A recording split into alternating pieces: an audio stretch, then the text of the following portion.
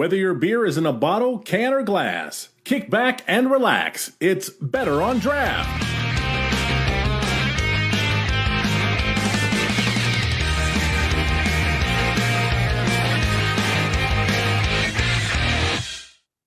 Welcome, everybody, to the Michigan Beer Series, episode number 36. My name is Ken. Thank you so much for joining us. We truly appreciate it. It is February 17th. I am here, and I am drinking a Mean Old Tom from Maine Beer Company. We do have my co-host Rob in studio. I don't know if he is. There he is. Yes, what are you drinking, sir? I'm here. I'm like Darkwing Duck. I'm just like hanging in the darkness. I've got myself a little bit of a mixed whatchamacallit, what I forgot what Metropolitan kept calling a negative bourbon and ginger ale, courtesy of the Spiritless Kentucky 74, and I guess courtesy of Costco, because this is where I get my ginger beer, is the Bundaberg ginger beer. And with us in our virtual studio is our guest. Why don't you introduce yourself, tell us what you're drinking, and tell us a little bit about the brewery that you work for.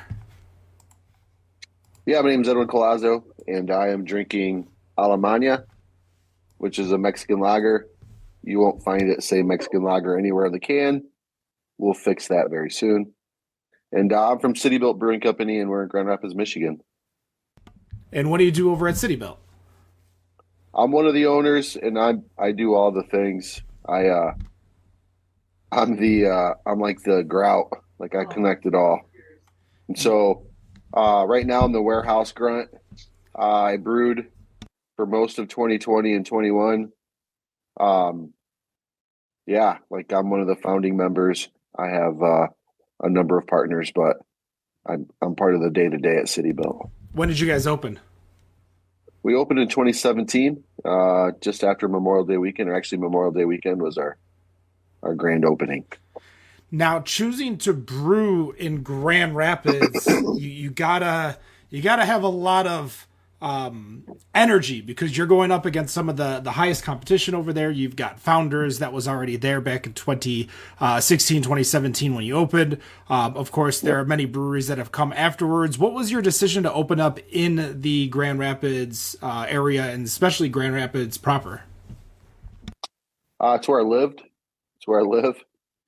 Is a big part of it. We knew that we were joining a pretty busy community, filled with lots of talented brewers. And our hope was just to bring a different point of view as it pertained to our food menu, which we'll talk a little bit about that. That's changing a little bit currently. And then beer-wise. And so we just saw a lot of traditional beer being brewed at a high level. And we wanted to take what we saw and just change it up just a little bit, and maybe freshen it up. Well, I guess that brings the question: what is your belief in beer? What did you want to bring to the table that you felt maybe wasn't being brought by other breweries? At the time, you couldn't find an everyday hazy IPA around town, and so we leaned into that. Took some time to get to learn how to make that style well, and to get some of the nuances that we appreciated in other beers that we had tasted, and really enjoyed. I mean, when I was home brewing before we started, I was making big stouts with lots of flavors in them, hazelnut, peanut butter, coconut, all that stuff. And I kept thinking that, man, my beers are always finishing like at 10:30. For those people still not using, like, I don't use Play-Doh. I mean, my brewer does, but yeah, they were finishing very thick, and I didn't realize that I was onto something. And now, like, we have beers that finish at 10:50, 10:55, which makes them very viscous and thick. And so, and then we started doing heavily fruited sours. They aren't really sours; they're just fruited beers with lactose. Now, before we get into the fruited beers with lactose, as the trends have changed, a lot of our fans are not necessarily home brewers or brewers themselves. A lot of these people are, fans of craft beer that love hearing the stories of how people got into craft beer. So when you're throwing around numbers, I personally don't even understand what that means. So why don't you explain a little bit more about those numbers that you kind of threw out, and kind of like the phrasing, and explain a little bit in depth. Sure. So when we're making beer, we're looking to measure what the ABV is going to be. So home brewer is going to measure the starting gravity, and so typically, if you're making like a 6% beer, your starting gravity is going to be around 1065, and it's measuring sugar in the fluid or liquid, and so we use a hydrometer to test that, or a home brewer would use a hydrometer to test that. And then when you ferment the beer out, obviously, or not obviously, but yeast will eat sugar and basically shit alcohol. And so when it does that, that conversion leaves less sugar. And so we measure the sugar at the beginning and we measure the sugar at the end. And then there's a formula that or equation that we put those numbers into, and that tells us what our ABV is.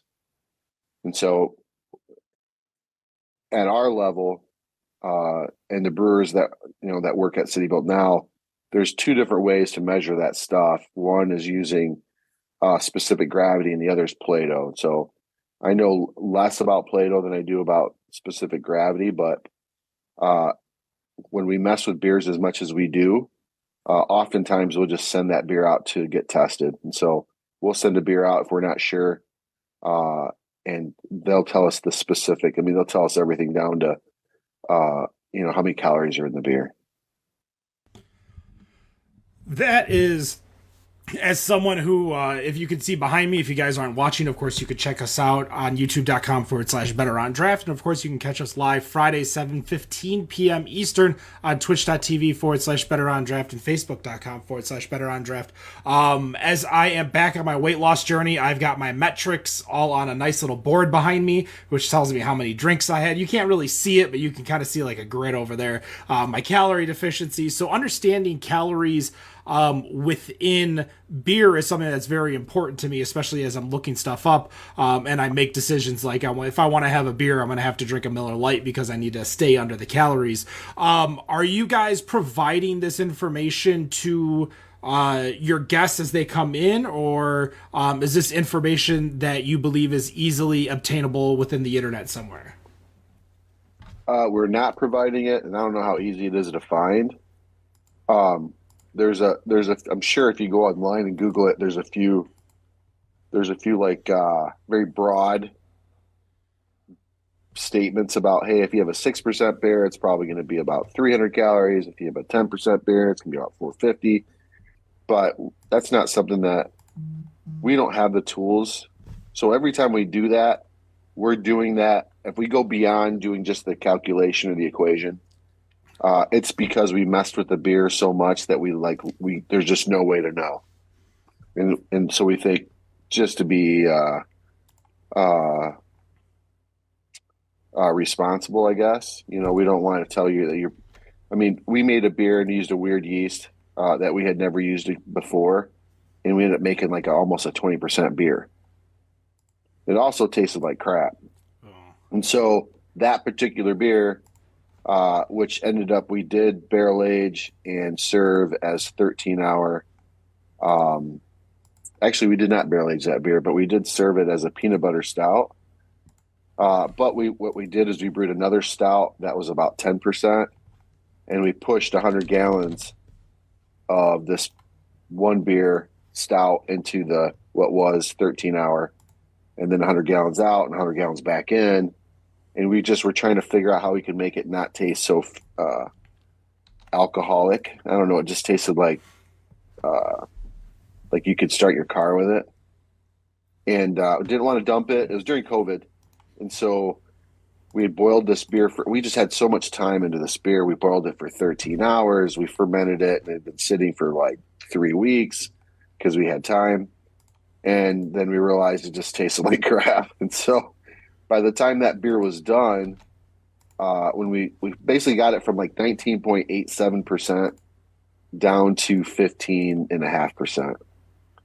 And we'll never make a beer like that again, but we needed to know what the alcoholic, how much alcohol is in that beer. And so actually New Holland Brewing Company, one of their, actually the individual, his name's Dominic, who's in charge of the, what's the big stout that they do? Dragon's Milk. Dragon's Milk. He's like he's the brand ambassador for that. He lives in the building that City Built in.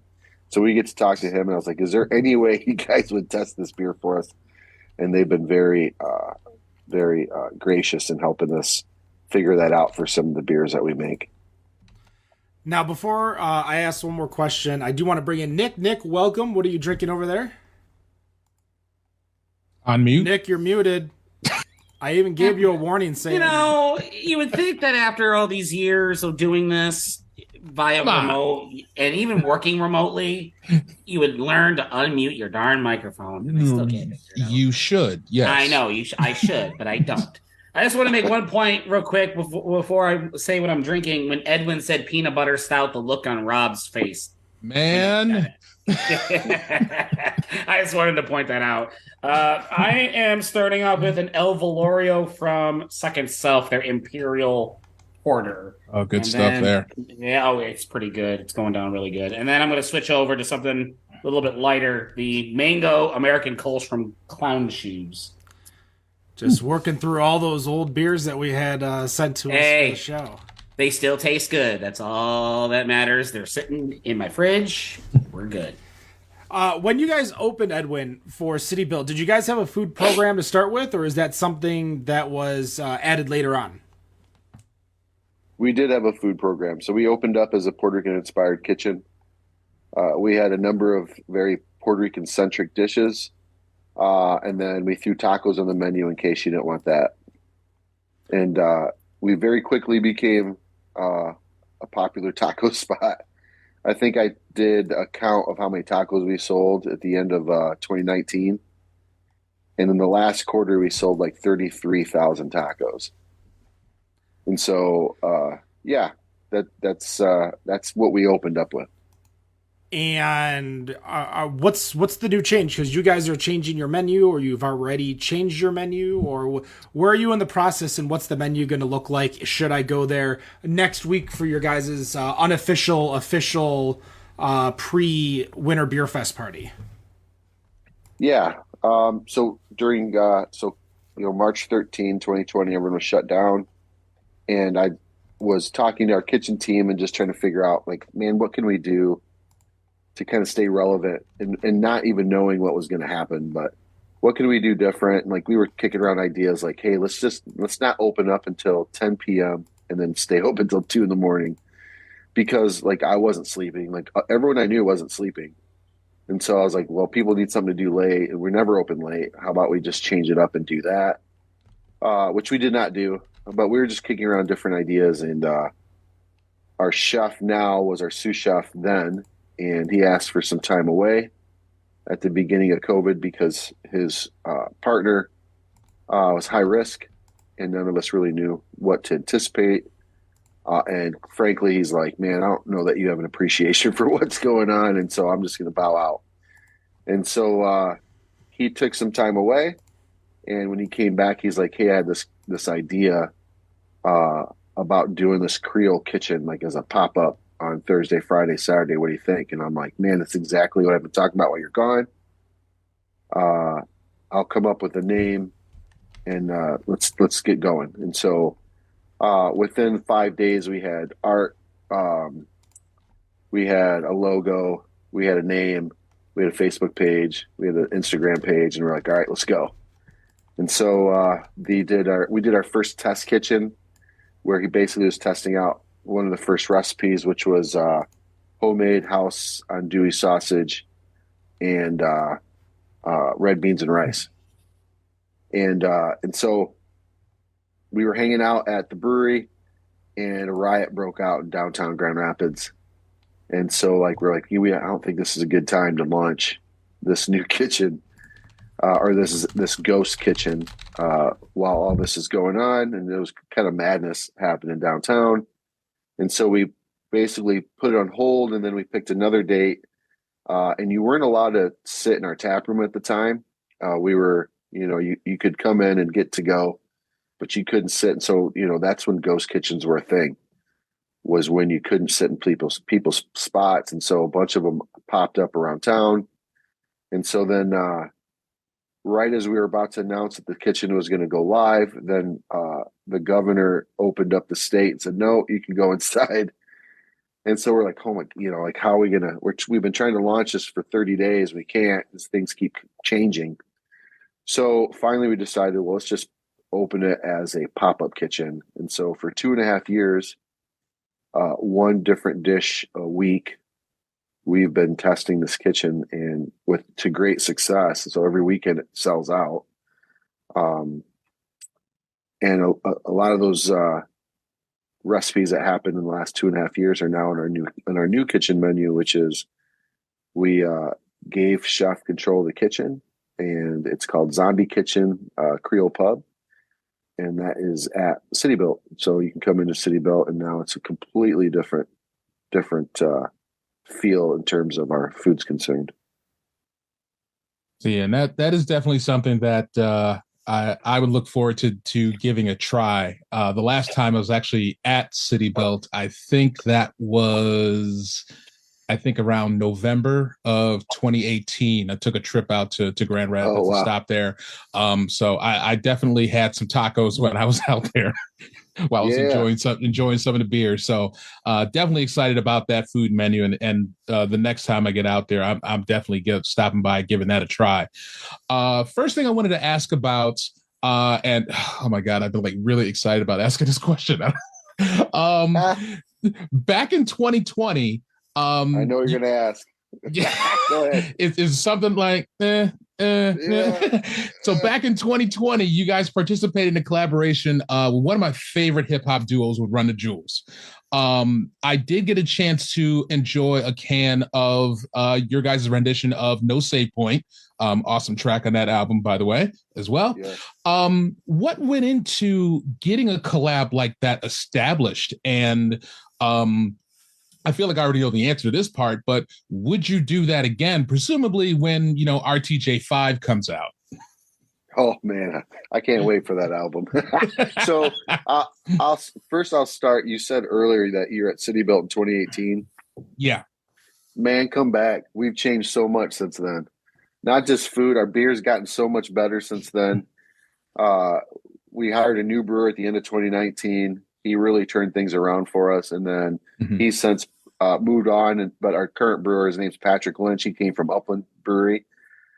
He's adding a lot of expertise in terms of it's one thing to be a good brewer. It's another thing to be a good business person. So he's doing good things there. So yeah. Anyways, I tried. I tried. I mean, I've been out to Grand Rapids since then. My younger brother, Eddie, we did his bachelor party out in Grand Rapids. It was basically like a 3-day bachelor party, but he picked all the breweries. And while I tried to talk him into going to City Built, it didn't make his list. So, fair.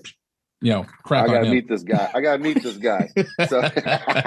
So all right. So the RTJ thing was, man, essentially, I drove to work every day. There's nobody on the road. Me and my son. My son wasn't going to school, so he came to work with me.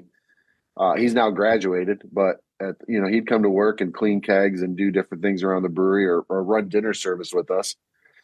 But I was listening to the third album all the time. Oof. Was it right? It's got Crown on it. Crown second is album. Second album. Yeah. So I was listening to that album all the time, and I was listening to Crown. And while I was listening to it, it kept the lyrics Into the Fray, Into the Murk, Into the Haze kept coming up. And so, you listen to anything enough while you're just driving around or working, your mind starts to move around. And so I was like, man, those would be really good hazy beer names. Into the Fray, Into the Murk, Into the Haze. I was like, are you kidding me? Like, let's just line it up. And so we decided, okay, so let's do that. And then we decided the fourth one would be a sour beer. And then that was Childish Obsession, also one of the lyrics in the same song. And then I went to my artists, Kyle DeGroff and Elliot Chaltree, and I was like, hey man, like the albums all have these hands on them. The hands are so iconic and different from album to album. Yep. Tell me what face, come up with the face that matches those hands. And so I remember talking to them, and they were I mean, we changed our brewer, we changed art, we changed everything in 2020. And so I remember talking to them about that, and they're like, this is a dope idea, let's do it. They weren't that familiar with Run the Jewels at the time. But I remember Elliot calling me one day, he's like, are you sure you want to do this? And I was like, what are you talking about?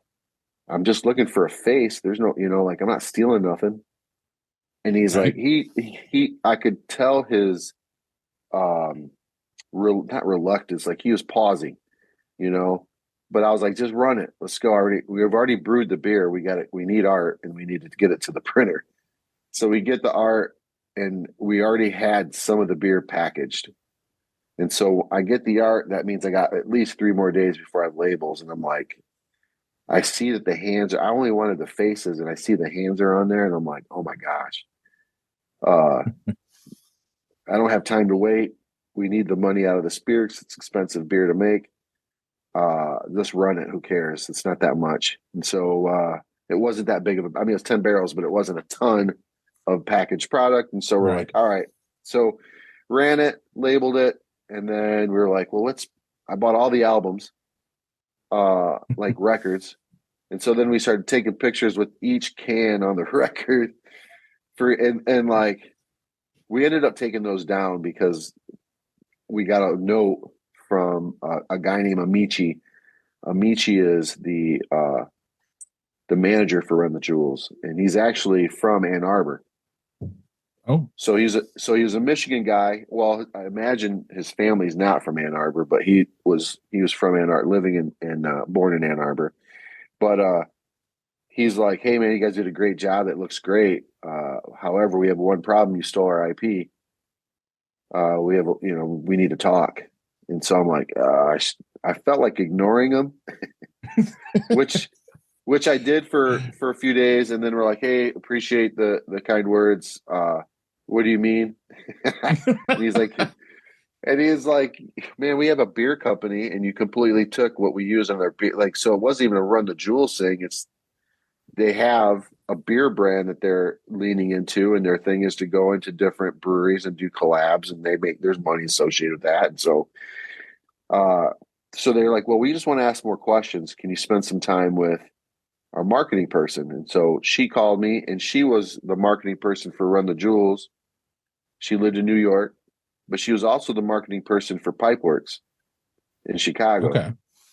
And so for lack of a better way to put it, like she kind of understood beer people. Like she knew we weren't getting rich on that. Those 4 batches of beer were not changing our lives. Right. And she knew people connected to us because I knew one of the originators of Pipeworks. And so she kind of had a good feel for who I was. And so we spent some time on the phone. And at the end of that, I think they thought I was a nice guy. And so they're like, all right, well, will you send us some of the beer? And I'm like, well, that's illegal, but I imagine I can figure out something. And so I had some boxes made. So I basically took boxes, we spray painted them black. And then if you look at the original cans, the cans have the hands and the head, but the head is cut off just above the eyes. And so I was like, hey man, give me the whole head. I just want to send them a box with the whole head. Well, one of the cans, it's got this green skull on it.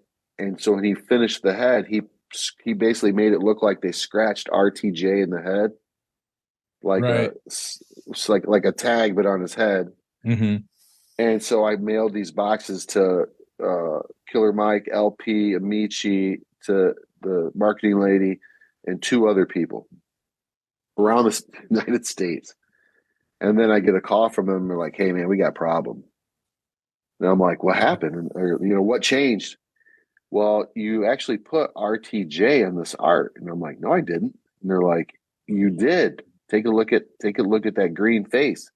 And I'm looking at the can. I'm like, they're where? They're like in the forehead. And I was like, there's no forehead on it. They're like, it's on the box. I was like, Oh, Oh, I was like, no, no, no. You're the only people that ever got those boxes.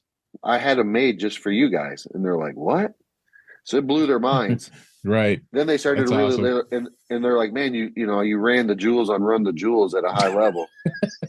And so, I mean, she came back and was like, Killer Mike thinks you need to write him a check, is what she said. And I was like, I'm like, hey, like, I don't want to be offensive, but like, I didn't make any money on that batch of beer. I mean, we were selling it in distro, or we were selling it out of a tap room because no one could come Mhm. in. And we priced it to move. So we were getting rid of it. And so I'm like, we didn't make a ton of money on that beer. I was like, I guess I'll offer $500, but like, I don't want to X myself out of it. Cause in that time they'd said, hey, do you want to be part of this collab? You're going to be one of 12 breweries in the world to be part of this collab. And so I was like, I don't want to piss you off or be offensive, but man, I really don't have much more than $500. And she's like, Right. I'll take him the idea, $500. I was like, all right. So I got a call the next day and she's like, Killer Mike thought that was a very generous offer. And he said, keep your $500. Can we please have the art? And so I was like, yeah, you can, I'll send you the art. And so then I got the phone, talked to my artist to make sure it's my art. We paid for it. Right. But I just wanted him to know what was going on. And he was a little bit like, well, what if they put it on, if Run the Jewels uses it, that's going on a million things, and that's not what he charged me for. Right. Right. Now, I was like, well, I'm sorry. I was going to just say the artist, was that the same artist that came up with the design for Fluffy Unicorns? no, that's a different artist. Okay, because I saw that on USA Today that was ranked as the best label. So I was curious if that was the same artist. No, that artist is Aaron McCall. We met Aaron McCall through Ale Prize, which was a Beer City Beer City Brewers Guild event that they did called Ale. It was right after Art Prize, which is a big art event in Grand Rapids, and so we were connected with him through our marketing person, and it was a great opportunity for us to meet him. He's awesome, and so he's been doing our art ever since. And so, Nice. But those artists, the artists that did Run the Jewels, there's two: Kyle DeGroff, Elliot Chaltry. Mm-hmm. Elliot Chaltry was one of the two. He made the can that was in USA Today, Prague Underground, and that won first place the year before. Yes, that was an awesome design that was on that can. And if ever there was a beer that someone would drink just based on the can art, that was one where somebody should be reaching for that can, because that was a good amazing. That was a very good can. One of the things I wanted to ask about, obviously in a couple months, actually I believe it's going to be in May, that you guys are going to be celebrating your 6th anniversary. We are. So last year you guys brought back the Bridge Blast to celebrate year number 5. I was curious if there was anything that was going to be planned for the upcoming anniversary. June 17. We are doing Bridge Blast. We were going to invite. So we did it last year. We just had no anticipation, or we were quite surprised at how many people showed up. We were hoping for 1,000 people. We handed out over 3,200 21 and over bracelets that day. And we went through, we had 10 other breweries there. Those 10 breweries went through 40 kegs of beer in 2 hours. And we went through 46 kegs of beer in the 5 hours after. And so it was wild. It was wild how we went through 48 kegs, but it was just a wild event. So this year we'll have more food trucks. We're going to have a couple more breweries, more beer. We didn't want, the purpose of the event was all, not just to celebrate 5 years, but was to raise money for Grand Rapids Public School Foundation. And if we had a bunch of extra beer left over that wasn't City Built's beer, they would have had paid for beer that didn't sell, and that would have negated or just detracted from the gift that we were trying to give. And so we raised $28,000 for them through that party. And so this year there'll be more beer, but the idea is to just have just enough so that we can, give the biggest gift possible to the foundation. Yeah. Now one more before I pass it on to Nick. Now going back to USA Today, they had also ranked Grand Rapids, Michigan as the best beer city in America. Which actually another real quick shout out to Wendy, as I think she's trying to get a question to the chat, that Trogs was named best brewery tour. So she gets a win for that one. The thing I'm curious about is, I've been to Grand Rapids a couple times. To me, I enjoy it as a beer city, but I think I'm curious from your perspective as being a brewer there and a brewery owner, what makes Grand Rapids better than some of the other cities that are in that top 10? Like, I was actually kind of surprised that Madison, Wisconsin was on there because I've never been out there. So I don't know, I mean, myself, I'm Wisconsin, I think New Glarus, and that's it. And, Philly's on that list. So, sorry, Philly, that you got to take another L. But, I'm curious about from too soon. it's never too soon. I'm just curious from your perspective, what makes Grand Rapids the beer city? I'll say that. So in the idea of keeping it real, Grand Rapids has time to vote online. That's why we're number one. And Grand Rapids Experience GR specifically, which is the marketing arm of Grand Rapids. They do a great job of advertising that we're beer city. And so I think those things help quite a bit. So what makes it cool is that the city and the people who are in charge of highlighting our city has decided that beer is what makes our city really cool. And so they've dug into that. And I think that's a big part of our culture is that, the powers that be respect, appreciate, and love. I can't tell you how many people who are in office mention beer and, while they're running, and so it's part of, it's kind of part of the blood work of the folks in Grand Rapids. But that's that. And it's easy to get around the city. We have lots of easy public transit. There's lots of great breweries. There's between Cedar Springs and, this full on German fare, to Arvine, super hype, fantastic beer, to Gray Line, who basically is like small batch founders, but almost more, boutique. He's making beer. I mean, he knows all the recipes. So when he's making res rye how it used to be, which is easier to do at 10 barrels at a time than it is to do it 100 barrels at a time. And so, I think all those things work together to make it a really cool beer city. I think in the last few years, the new breweries that have come have really elevated the game. I'd like to put us on that list. That may or may not make people happy, but I think that we saw an opportunity to elevate the beer scene, even if it was just in our kitchen, but through our beer as well and our approach to beer, we thought it was an opportunity to do something new and neat. And so, we're seeing other new breweries doing the same thing, and that's really cool. Yeah. All right, Nick, on to you. All right, I'm going to ask Wendy's question, our co-host, who's tried to log on, and I guess where she's at, the internet's not that great. Oh, yeah, she's on like a cruise or something. Yeah, she's in the middle of the Atlantic Ocean. Yeah. Don't feel bad. Her internet's bad. Yeah, I know, right? Yeah, free beer. I feel bad for you, Wendy.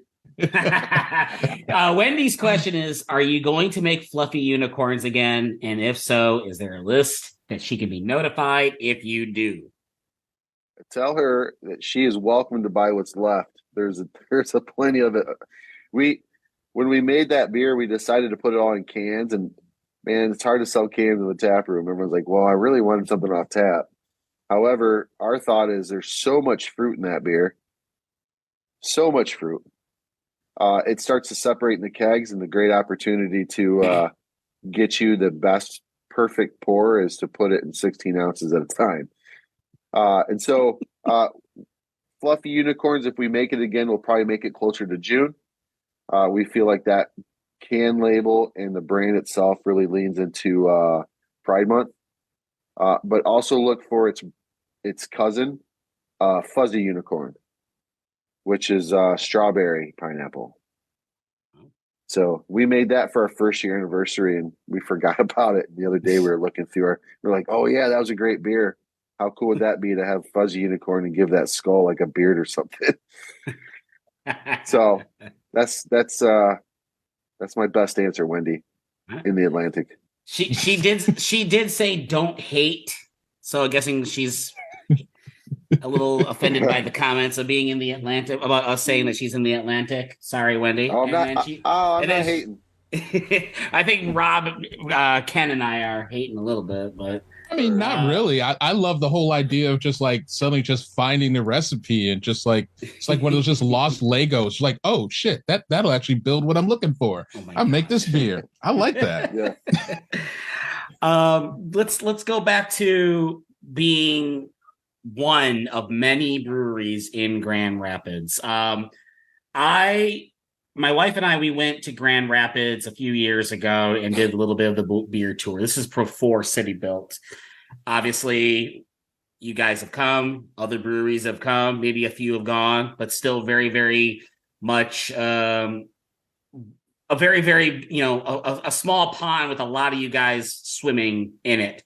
How do you, as owner and founder of City Built, kind of manage to be one of many in what's arguably Beer City in Michigan, especially when you have just within just a few blocks of where you're located, you have, I think I saw Mitten Brewing, you have Atwater in Grand Rapids, New Holland in Grand Rapids, and then of course, we won't mention their name. Rob knows who I'm referring to.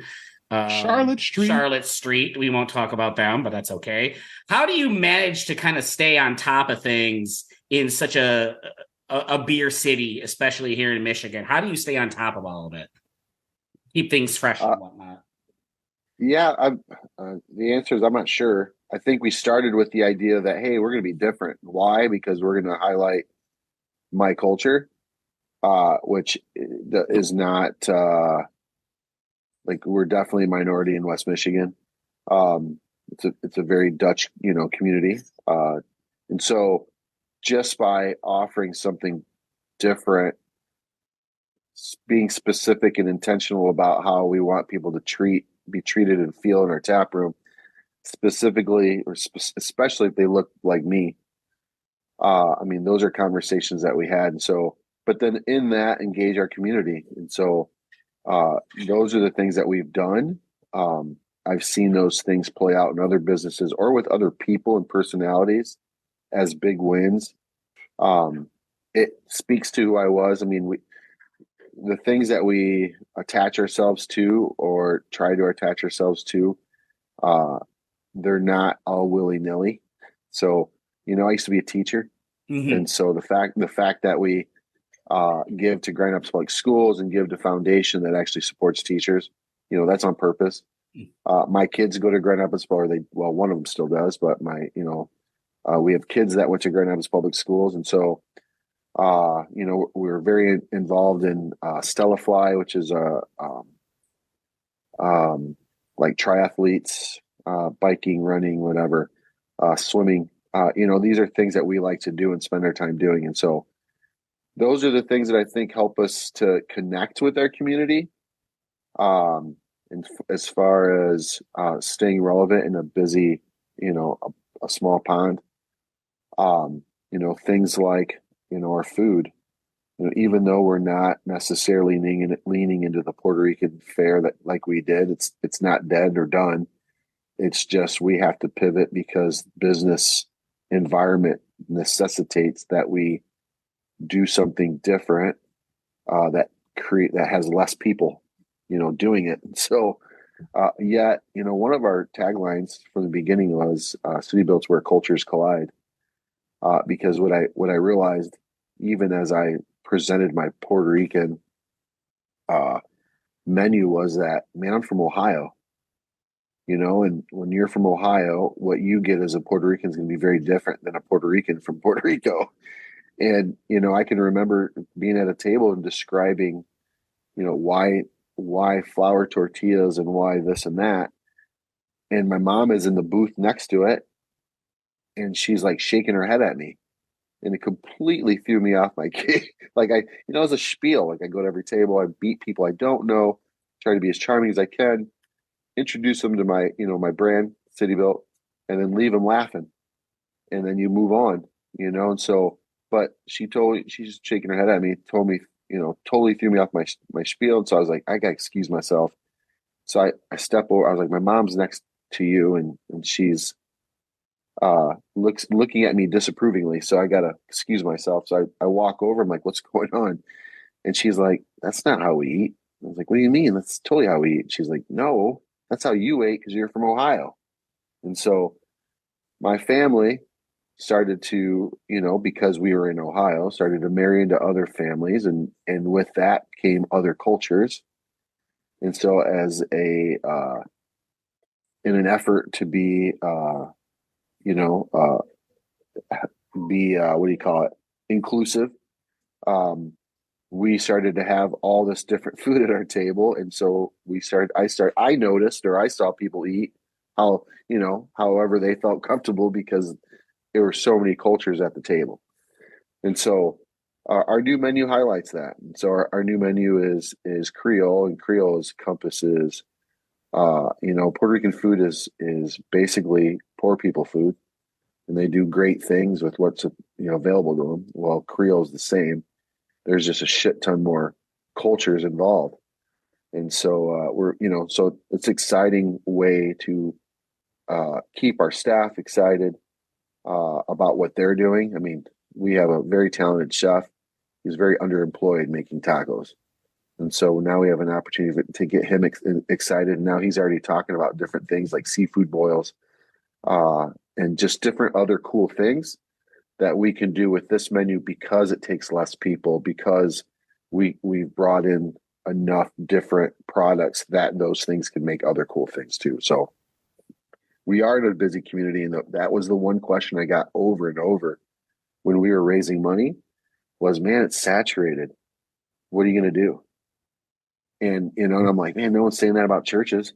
There's a church on every corner in West Michigan. No one's saying that about coffee places. There's 8 coffee places between me and Atwater, which is half a mile down the road. From City Built, if I'm on the roof of City Built, I can see 3 other breweries, like the buildings that they're in. And when we decided to raise money and open in our neighborhood, we were joining the Mitten as the only 2 West Side breweries. By the time we got open, we were one of 8 just on the West Side. And so it became a very busy spot. But, since we opened, of the other 6 or 7 that opened up, 2 of them have already closed. And don't get me wrong, it's hard right now. But that said, we feel like we've done the things that endear us to our neighbors and our community. And so hopefully they continue to show up and support until beer's cool again. Right. One of the things I noticed about Ken. you, I got it, Nick. One of the things I noticed about you, Edwin, is every time I go see you at a festival, you are always talking to both, your collaborators, your other brewers, fans, everything. And I realized why the line is so long is because you have a lot to say. You have a lot of things that are very intuitive and understanding, especially for the beer culture fan base that we provide. So I do appreciate you taking the time out of your day or your evening tonight to join us. I know we've definitely gone back and forth for years trying to get you onto this show, onto Better on Draft, but I'm glad we finally do. As we end every single show, we always go into the final question segment, something fun, lighthearted, before we let you go. I know you have a hard stop, so we will make sure to get you out by your hard stop. Robert, what is your final question? Easy question. You've got all 4 albums now. Favorite RTJ song? Well, I got to tell you Crown because... Still Crown? Oh, well... Yeah, because it really it just resonated with me that whole year. And then also it turned into so much. Like, everything I didn't do any of that stuff to meet RTJ. I didn't do any of that. You know what I mean? I didn't do anything we did because we were trying to stand out. It just was what we were going through at the time. Right. And I had so much time by myself or in an empty tap room that, like, that song specifically resonated with me. What's funny about that, the whole thing, was I have a friend who's a pastor in Grand Haven, and we were camp counselors together back in 1994 at Spring Hill Camps. And he reached out to me and he's like, Ed, I'm trying to listen to this music, but the filters in my computer will not play Run the Jewels. And so I started laughing. And so I took a screenshot of the lyrics and sent it to him. But then I started to really listen to the lyrics. And I don't know if you can remember the song before Crown, but it's nasty. It's nasty. Before Crown, I can't remember. It's like a guys when they rap. Yeah. Yes, it's oh my God, yes, it's Love Again. Oh my God, yeah. That is not pastor material. That's filthy. So I started to think. So I'm not kidding. Like, I started to really, and I was embarrassed. I was like, oh my, I can't believe I've been listening to this. But also I was like, man, that shit got me through, you know? And so I remember talking to him again. I was like, hey, man, when you started asking me questions about this, I was embarrassed. However, my takeaway is, man, there's truth in everything. And sometimes we don't hear truth because we don't like how we get it. And so there was truth in it. I held on to it, and it helped me. So I say Crown. Gotcha. Nick, your final question. But I will say, though, I'm sorry, I will say the song with Pharrell in it. Ooh. Oh my God, yes. So that would be a close, very close second. Depends on the day. Sometimes first. I would also, just real quick, I would also throw in from the Cheat Codes album with Black Thought and A$AP Rocky. I cannot remember the name of the song.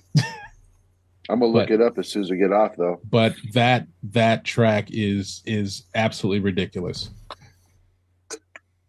That's awesome. Strangers is what it's called. Strangers. All right. I can't think of it, so I'm gonna check it out as soon as I get off. All right. Nick. You had mentioned that you were. This is normally a fun question, but I saved my last serious question for the last one. You mentioned you were a teacher. I did a little looking around, and you were teaching alternative education. Ken and I, we have a mutual friend that used to teach alternative education in Detroit.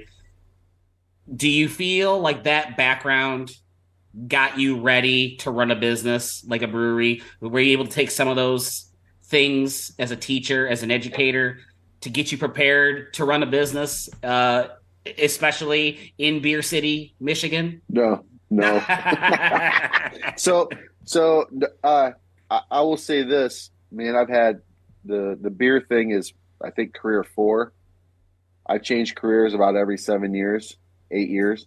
So I taught for 8 years. I taught alternative ed for 5, and then I taught in a prison for 3.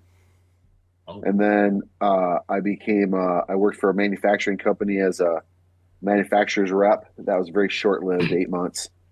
And then I became a financial advisor with Northwestern Mutual. I was a financial advisor for 7 years. Actually had a pretty decent career.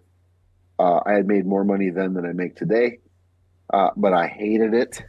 Mm-hmm. But I would suggest that career prepped me for what I'm doing today. And really what helped me the most is the networking aspect of being an advisor. Like, man, I was trying to meet everybody. I was trying to meet you and your 4 neighbors so I could talk to them with the idea that one of the 4 of you or one of the 5 of you was going to become a client. Like, right. It was a numbers thing. And so in that, I learned how to network. And when I was starting Northwestern Mutual, or excuse me, when I was starting City Built, that skill set, the understanding of knowing how you get people to actually write a check, which was understanding what they value and understanding how taxes play a part in that. Right. Like, so I was able to take everything I got from Northwestern Mutual. Like the teaching side was just, man, that was, I always say I was a leaf in the wind. I became a teacher because it was the easiest path. I happen to already like to build relationships. I already happen to like to build bridges and be connective. And so those things already existed. Like, it was the business side that really helped me get started. And it will be the business side that really helps us make it through the next year and a half, which I think will be tough, but fun and rewarding. All right. I'll ask my question very, very quick, just because I know you've got a hard time right now. Do your thing. I'm good. You are in the brewery right now. You guys are celebrating your anniversary upcoming in June. You decide to throw a party for everyone in the brewery. We're gonna paint this picture. Yeah. What is the beer or beer-related game that you want to make sure you have there so you can make sure the kids know who is boss when it comes to that game? Is it beer pong, cornhole, flip cup? Edward 40 hands. Did someone tell you to ask me this question? Because no, if you actually listen to a lot of our previous episodes, this is one of my favorite questions to ask a lot of our guests. So every Wednesday night, I go to Fifth Street Hall, which is a Polish hall in Grand Rapids, with which I am a member. They have a big meeting space, and we needed a place to have our Christmas parties, and it's cheaper if you're a member. So I'm a member for $36 a year.